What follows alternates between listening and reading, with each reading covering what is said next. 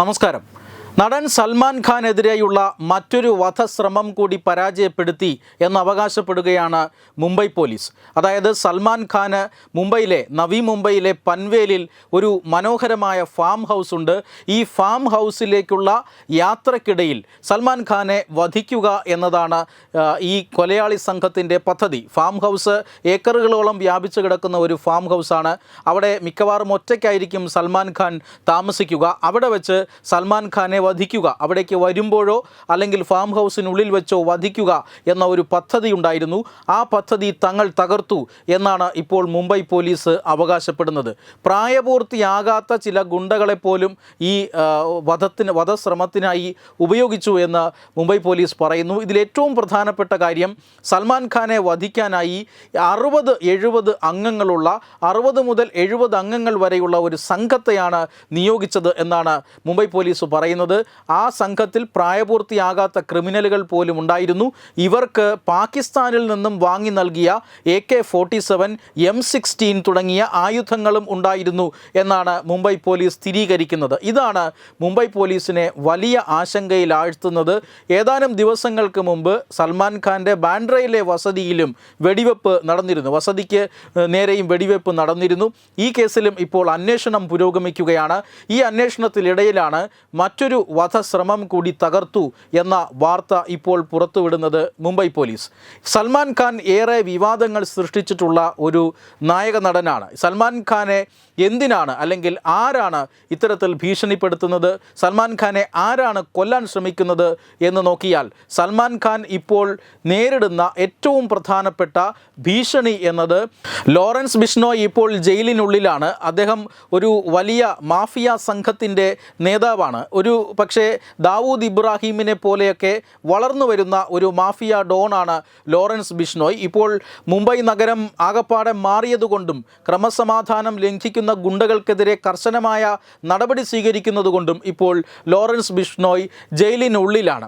എന്തായാലും ലോറൻസ് ബിഷ്ണോയ്ക്ക് അദ്ദേഹത്തിൻ്റെ 4ാം വയസ്സ് മുതൽ സൽമാൻ ഖാനോട് പകയുണ്ടായിരുന്നു എന്നതാണ് ഏറ്റവും പ്രധാനപ്പെട്ട കാര്യം. അതുകൊണ്ട് തന്നെ ഈ ലോറൻസ് ബിഷ്ണോയുടെ സംഘമാണ് ഇദ്ദേഹത്തെ നിരന്തരം ഇങ്ങനെ വധിക്കാൻ ശ്രമിക്കുന്നത്. സ്കൂളിൽ പഠിക്കുന്ന കാലം മുതൽ അല്ലെങ്കിൽ ലോറൻസ് ബിഷ്ണോയ് സ്കൂൾ വിദ്യാഭ്യാസ കാലഘട്ടത്തിലൊക്കെ ഒരു സാധാരണ വിദ്യാർത്ഥിയായിരുന്നു. അദ്ദേഹം ഒരു പോലീസ് ഓഫീസർ, അദ്ദേഹത്തിൻ്റെ പിതാവ് ഒരു പോലീസ് ഓഫീസറായിരുന്നു.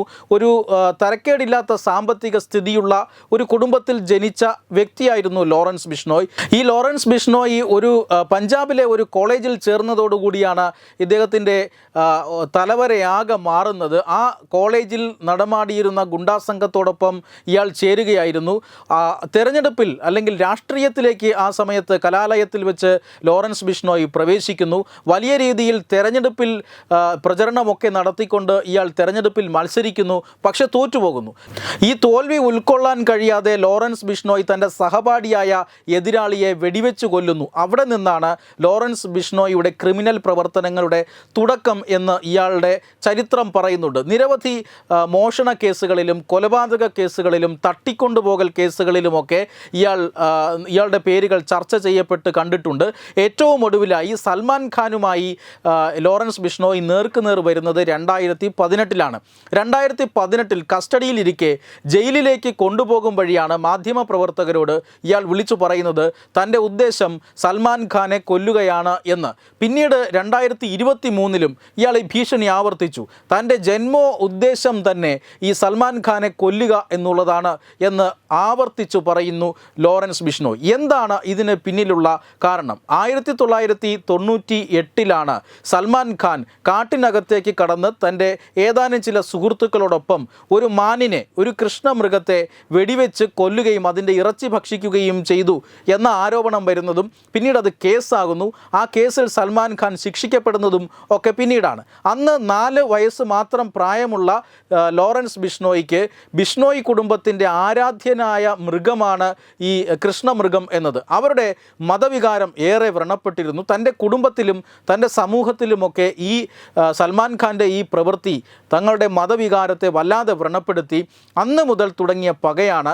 ഇദ്ദേഹത്തെ കൊന്നാൽ അല്ലാതെ, അതായത് സൽമാൻ ഖാനെ വധിച്ചാലല്ലാതെ തൻ്റെ ഈ പക മാറില്ല എന്ന നിലപാടെടുത്ത് മുന്നോട്ട് പോകുന്ന അധോലോക നേതാവാണ് ലോറൻസ് ബിഷ്ണോയ്. മറ്റു പല ക്രിമിനൽ കേസുകളിലും ഇയാൾ പ്രതിയുമാണ്.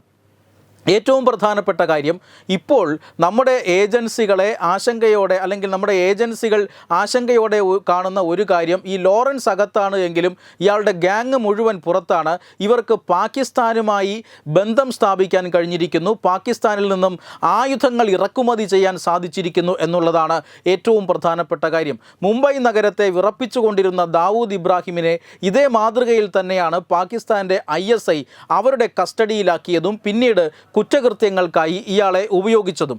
ലോറൻസ് ബിഷ്ണോയ് അടക്കമുള്ള ചില മാഫിയ സംഘങ്ങളെ ഭീകരവാദ പ്രവർത്തനത്തിന് ഉപയോഗിക്കാൻ കഴിയുമോ എന്ന് കഴിഞ്ഞ കുറച്ച് നാളുകളായി ISI പദ്ധതിയിട്ട് വരികയാണ്. ആ പദ്ധതികളെല്ലാം NIA പൊളിച്ചെടുക്കുകയും അക്കാര്യത്തിൽ അന്വേഷണം നടക്കുകയും ചെയ്തതാണ്. ഇപ്പോൾ സൽമാൻ ഖാനെതിരായ വധശ്രമ കേസിൽ ആയുധങ്ങൾ നിർമ്മിച്ചിരിക്കുന്നത് പാകിസ്ഥാനാണ് എന്ന് കണ്ടെത്തിയതോടെ ആ രംഗത്ത് കേന്ദ്ര അന്വേഷണ ഏജൻസികൾ കൂടുതൽ ശ്രദ്ധ പതിപ്പിക്കുകയാണ്. വെബ് ഡെസ്ക് തത്തുമൈ ന്യൂസ്.